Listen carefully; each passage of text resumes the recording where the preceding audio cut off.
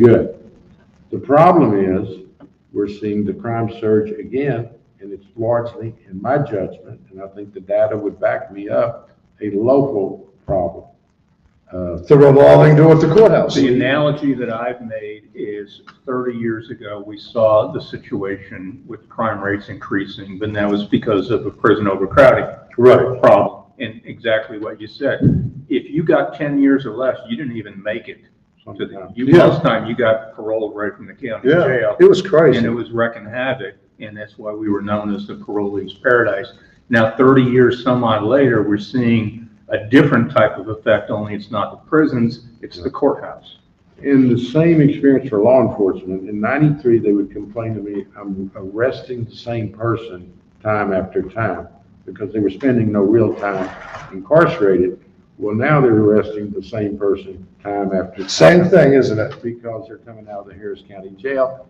And I do think that the suspect population, the defendants are more violent now than they were in '93. '93, it was largely driven by drugs.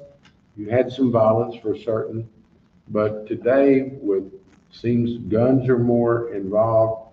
You have repeat armed robbers being arrested and given bonds repeatedly.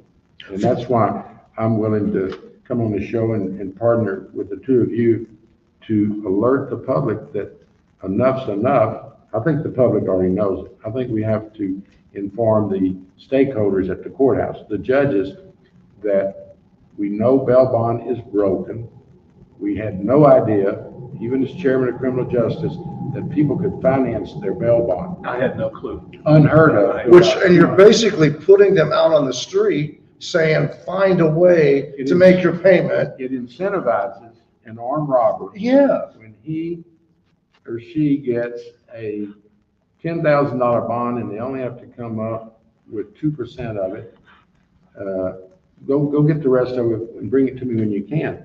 They're going back to their crime and robbing and stealing to pay their bail bonds. And so we've got to make 10% mean something, no financing of it, and then next session we'll make that a statewide requirement. But the bail bond board had an opportunity at their most recent meeting, but they did not have the votes. There were some abstentions from voting, which makes no sense in my judgment. They've got to reconsider that at their April 13th meeting. 10% requirement, no financing of violent offenders. And then next session, we need to have a complete review of the bail bond industry again. One, we need to pass a constitutional amendment that everyone's not entitled to a bond. It ought to be based on risk assessment. Right. You should not be, if you're violating one bond, conditions of bonds, you shouldn't be entitled to another. You have a hearing, you have a little due process within 10 days of being held, but you can be denied bond for violent offenses. So nothing I want to do is get a hold of the bail bond industry's records. I think they should be considered public records so we can see who they've bonded, how often they've given that person a bond, and what they've charged them. That's one thing that I have never been able to find, and I've asked repeatedly, because to me, I would want to know who are the offenders, who've gotten out on a less than a 10% bond. Yeah. And I think we deserve the right to know that. We're doing all this data, we're showing who the bail bondsmen are, but we do not show how much they charged and who the offender was and their criminal history. And another frustrating thing that we see over and over again, and people ask me this, and I don't have the answer for it, but we'll find defendants that they're able to post $300,000, $400,000, $500,000 bonds, but then they go to court and it's like they get a court-appointed attorney. Yeah. It makes no sense. Poor decision making. That's all you can attribute that to. Well, you and I were talking earlier about this case today, that the guy that's charged with the murder that went into his employer, Greenway Plaza, had huge, evacuations, SWAT team, it caused and then he eventually gets taken into custody and charged with murder. His bond's originally at $500,000. And then we find out today or yesterday that the judge arbitrarily on her own decided that was too high and basically said that was not the norm for the offense of murder and reduced it in half. And what we've been seeing is not the norm at the courthouse anyway. I mean, Senator Whitmire, you of all people would agree that these judges seem to act like, well, I can't do anything. I can't do anything. If you violate your bond, they can revoke your bond, right? There's conditions of being given a bond, and they can really be as creative as the judge Wants to be. You can wear an ankle monitor, you could be restricted to only home confinement, stay away from your partners in crime, stay away from the victim's family. You can go on and on. And one of the major ones is don't commit another crime. Which everybody gets that one. Everyone gets Yeah. that. That's probably the first one. So when you do get rearrested and you go before a magistrate, probable cause established, you are set another court date, and that should trigger, historically, that would trigger a revocation of the bond you're on. But now we're seeing folks on 5, 6, 7 bonds Yeah. for violent offenses. Yeah. Violent offenses. We've seen as many as what, 12, 14? We did a story on a guy who was on 12 bonds for aggravated robbery with a deadly weapon. And first of all, obviously, dude, you're not very good at this because You're getting caught. keep getting, you should find another career. But what came to my mind is, in order for you to rack up 12 charges, you have to be out here to do it. And there has to be a time where you're looking at it, exactly what you said, enough is enough. It's a repetitive pattern. And let's go back to what you said when they were doing, bond, they were, robbing for raising money for, you remember that what happened at the Grotto in August with the off-duty New Orleans sergeant.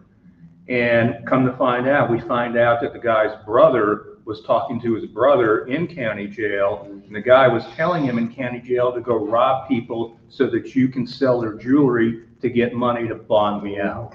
Yeah. There's no question this is a major element of why the crime surge is so great in Houston, Harris County. Yeah. Harris County DA Kim Ogg, back during the legislative session last time, what was the remark that she made? She had a great line, and I steal it. And she said, "Crime is up, ladies and gentlemen, and it's associated with bail." Yeah. She hit it right on the nail. I mean, the data that the district attorney has shown that the rise of crime by defendants released on more than one felony bond has doubled in the last 2 years. Unheard of before was violent offenders getting out on a PR bond. Right. Those quadrupled Yeah. in the last few years. And just to kind of remind everybody, misdemeanor bond reform is, there's a federal court mandate stating that they must do that. There is no mandate whatsoever regarding felony bonds. You just had judges kind of take it upon themselves to, hey, let's do this misdemeanor bond reform for felony form. Nobody here wants to see anybody with a theft charge or some nonviolent crime sitting in jail for months and months and months before they go to trial. Nobody wants to see that happen. We're talking about people that are committing violent crimes like aggravated robbery, murder, violent stuff. Yeah, we've seen, and I'll go back to what you were saying, Senator. The person charged with capital murder, Sergeant Brewster at the Grotto, he was on 5 felony bonds in 2021. He had prior criminal history as well. I'm thinking to myself, here's a 19-year-old who's got 5 felony bonds in 1 year, who's now facing likely either a capital murder death penalty or life without parole. And I'm going, do you think you did him any favors by continually releasing him when it was pretty obvious? Now you got a 19-year-old, and look what the result speaks for itself. And he probably ought to be considered charged with habitual criminal. Yeah. When you have a serious. And that's another thing too a judge can do, correct? They could look at that and say, you're habitual, you're a repeat violent offender. That in itself means I can keep you behind bars. And as you mentioned, Randy, we're not talking about low-level, non-violent offenders. I'm very sympathetic to individuals that are charged with what I would call an economic crime. Yes. Driving with a suspended license because you can't afford the insurance. It's wrong, but it's a necessity that folks find themselves in. So you get arrested for a suspended license, you go down, they give you a $10,000 bond. You have to historically come up with that 10%, that's $1,000. About 80% of Americans have no reserve fund. Right. so they don't get the $1,000. But he has a job, he has a family, he has a house payment, he's reliable to come back to court, risk assessment's done, you would let him out on a PR bond. That's not the individuals that we're alarmed about. And that person is gonna be able to continue to go to work, to keep his job, and he's gonna go to court. He's gonna show up. But how we got in federal court, in my judgment, was too many of those individuals were being held, and they're being held even though they have no money, because the bail bondsman will force the family to go get a payday lender loan Right. or a car title loan for that $1,000 so the person can go back to work. Whole different set of circumstances from an armed robber or murderer injuring someone, killing someone, and getting a second, third, fourth chance. That's what's got to stop. I've looked down the barrel of a gun from an armed robber. It is a horrible experience that you never get over. I was fortunate and was not injured physically, but the crime rate is surging in Harris County because of repeat violent offenders out on bond, repeatedly given a bond, and it's got to come to a stop. For sure, set a 10% floor and stop the financing of these bonds. That, I mean, you're just basically giving them an incentive to go out and commit more crimes to stay out of jail. You're creating an industry. Exactly. You're actually feeding an industry. Yes. I want to thank you so much for joining us. No. Senator John Whitmire, Andy Collins, So always the has been a legislative pleasure. session will begin in, January 23, we'll do our work there on the 10% requirement, but the bail bond board has an opportunity to reconsider April 13th. Right. And I'm But now, going to keep talking about it until they do it. right, but if you're successful, it would be a law. It would be a statewide law where it would happen everywhere. Because we're doing our research to see if you can find this practice in other metropolitan or even rural areas. It's just, here's the bottom line. Historically, the stakeholders, the DA, the judges, everyone anticipated, the rule was 10%.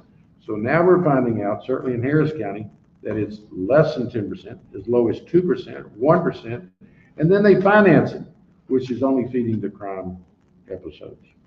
so if, let's just say speculate, so when you file the bill, assuming that we get it passed, it would not actually go into effect as a state law until September of 23, yeah. which is why we need to do what we're Something going to now. do. Yeah. Right. That's why the board needs to act and act as soon as their next meeting. The one thing I loved about, you put out a press release about this, and at the end you said, it's common sense. And that's what it is. It's common sense to do that. Good public safety. I had a great saying that I've used for 30 years. Oftentimes, criminal justice and logic are often oxymoronic terms that have difficult times meeting each other, and I think you're seeing living proof of it right here. But next month, we do have an opportunity. You're going to be there? Yep. I'm going to be there. You're going to be there? Lisa. Well, I'll be All there. right. So, Be sure to watch Breaking Bond tonight at 9 o'clock, Fox 26. Hey, thank you all so much for watching us. We appreciate it. Have a good one. later.